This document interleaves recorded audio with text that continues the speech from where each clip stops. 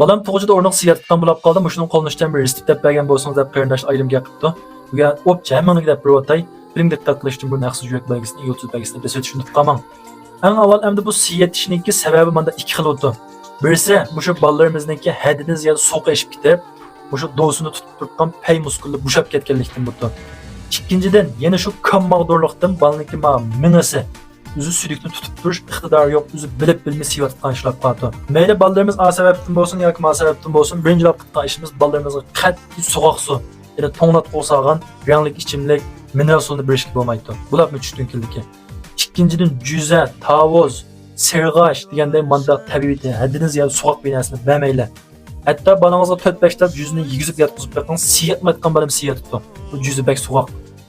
Undan keyin birinchi step qo'yning böğürki, büyücük böğürkini elib bunu 50 gram yanaq bilan birga suvda pishirib bersangiz bo'ladi. Böğrekning ichiga yanaqni elib kavib qilib bersangiz bo'ladi. Bu shuni yigizib bersangiz siyat qilish o'ng'ishiladi. Ikkinchi step qayir kaptaning go'shti yoki qo'y go'shtiga no'qot, piyoz, zanjibil, yanaq mush narsani silib, qaynatib sho'rb qilib beramiz.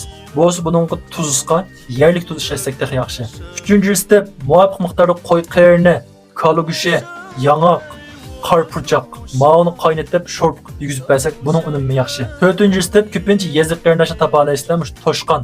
Toshqonning beshini qo'yning kalasini ushlaganda ushlab, qo'qasga ko'mib, toshqonning beshining go'shti ham mingisini birga qo'shib yigizib qo'ysak, buning unumi bek yaxshi.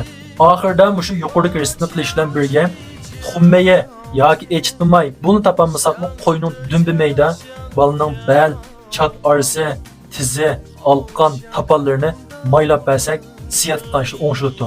Mushunga o'xshash oila qo'llanadigan yaxshi reseptni vaqtida xarid etib bersangiz, xush belgisini besib, buni qo'shilishni unutib qolmang.